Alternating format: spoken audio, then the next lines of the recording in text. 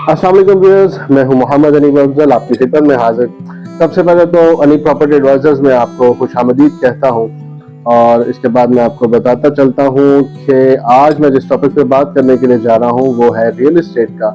Real estate में agriculture land और farm house की क्या वैल्यू रह चुकी है लाहौर के अंदर। अच्छा, आपने अब सबसे पहले बड़े गौर से समझना है कि लाहौर की टेरिटरी कैसे एक्सपैंड हो रही है। अब मैं आपको बताता हूँ कि लाहौर की टेरिटरी कैसे एक्सपेंड हो रही है। अगर हम देखें ठोकर वाली साइड पे जिया बगा रोड, वहाँ पे काफी सोसाइटीज आ चुकी हैं, रोडा वहाँ पे अप्रूवल दे रहा है। फिर इसके अलावा अगर हम इस साइड पे चले जाते हैं रायवन वाली साइड पे, तो रायवन तक जो है रायवन रोड पे काफी सोसाइटीज हैं। इसी तरह अगर आप शादरा वाली साइड पे जाते हैं तो काला शाह काकू तक लाहौर स्मार्ट सिटी, अल कबीर, ऐसे गार्डन, अर्बन सिटी, ये सारी सोसाइटीज यहाँ पे आ रही हैं। और दूसरा एक कोना रह गया है, वो है हमारा जल्लो वाली साइड का, बरकी वाली, बेदिया रोड वाला और या जीटी रोड है। ये कोना हमारे पास है। जीटी रोड वाला भी ऑलमोस्ट फिल अप है सोसाइटीज के साथ। अब देखिए, जैसे जैसे ये टेरिटरी एक्सपैंड हो रही है, लाहौर की जगह कम हो रही है, लाहौर बेसिकली एक्सपैंड हो जाता है।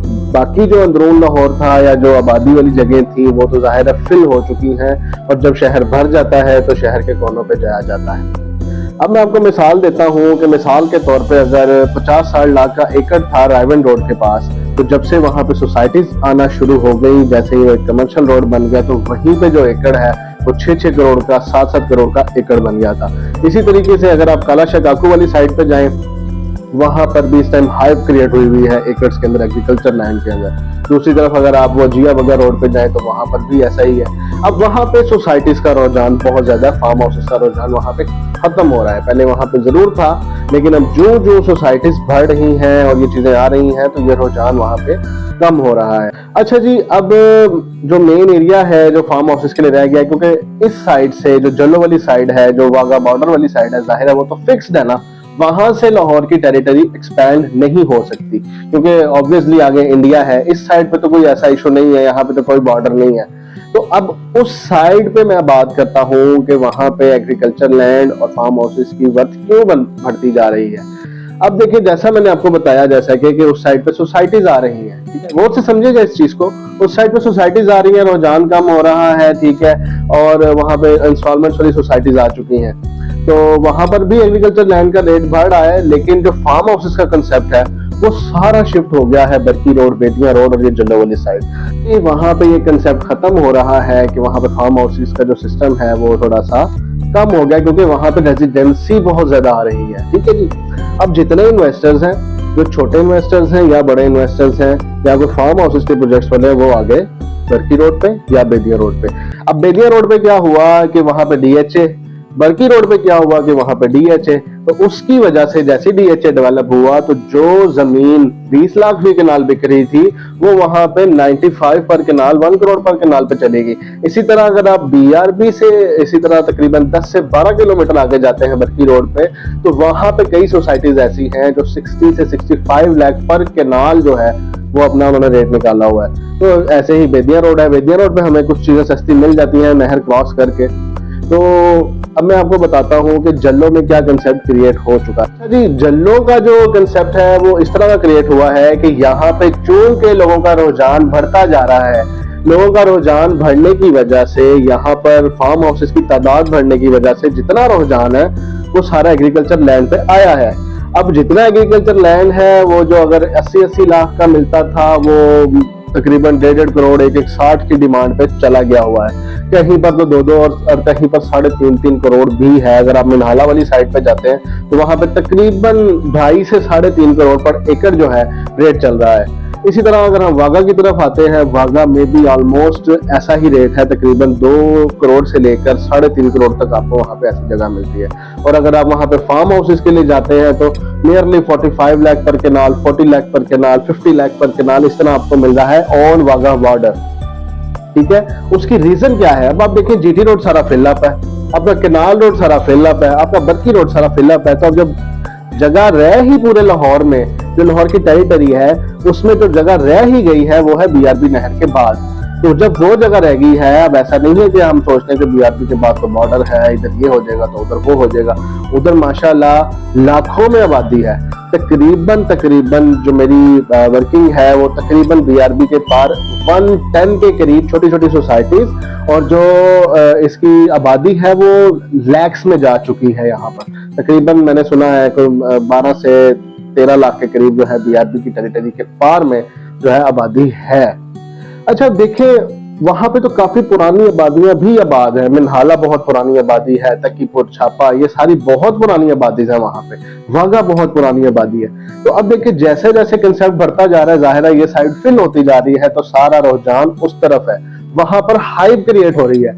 मैं आपको बताऊं 3-4 साल से हम रियल एस्टेट में क्या सुन रहे हैं, वो टैक्स लग गए, काम रुक गया, क्लाइंट खत्म हो गया, ये हो गया, वो हो गया। लेकिन उसके बावजूद जहां पे फाइल्स माइनस में गई हैं, 3-3 लाख 4-4 लाख माइनस में गई हैं, वहां मैंने देखा है, या आप खुद भी सर्वे कर सकते हैं कि आज से 3 साल पहले वहां पे क्या रेट था बीआरबी के पास और अब क्या है।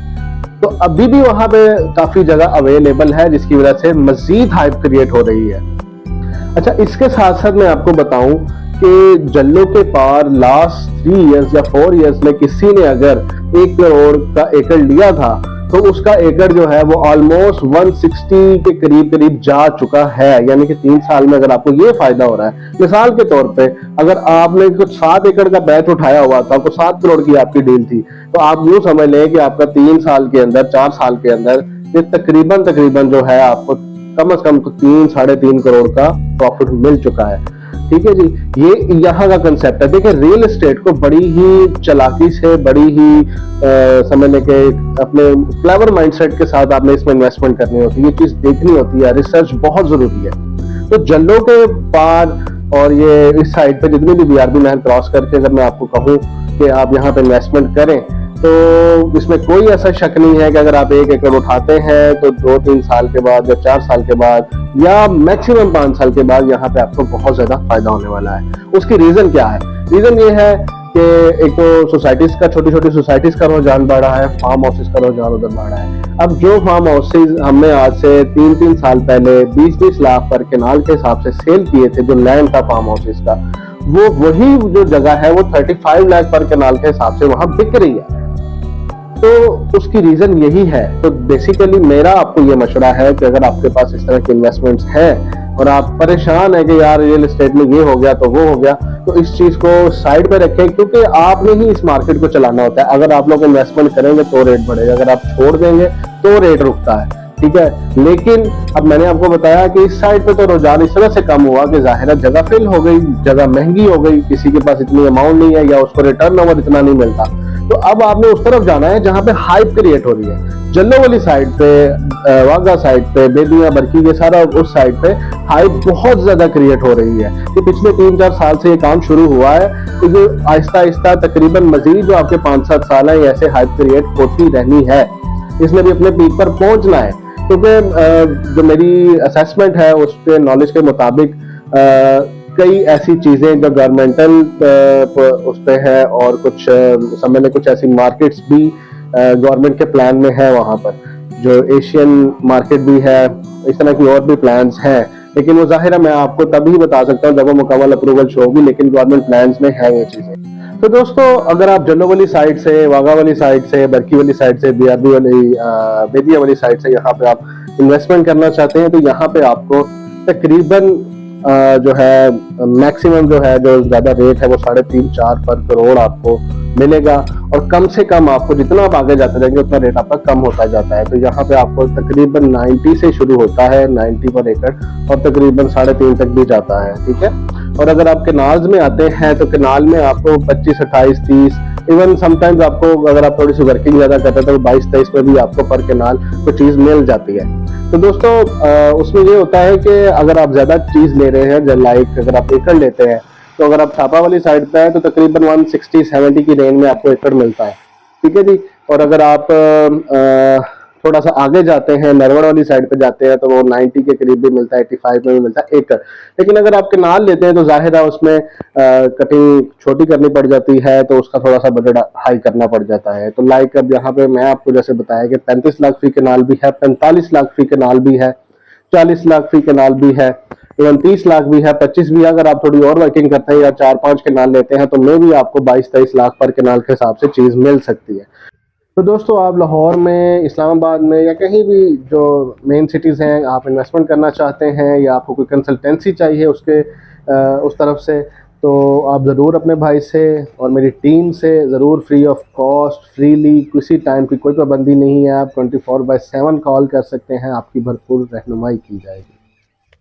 इसके साथ ही मुझे इजाज़त दीजिए और मेरे चैनल को सब्सक्राइब करना, वीडियो को लाइक करना मत भूलिएगा। बहुत शुक्रिया। अल्लाह।